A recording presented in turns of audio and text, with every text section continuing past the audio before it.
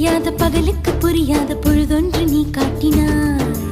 இதயத்தில் நீ இருப்பதனால் நான் தூங்கும் நேரத்தில் என்னுள்ளே தூங்காமல் நெஞ்சுக்குள் வாயாடினாய். கண்ணாடி நீ கடிகாரம் நான் உன்னுள்ளே ஓடோடி வாழ்வேன். காதல் எனும் கடுதாசி நீ என்றென்றும் அன்புடன் நான்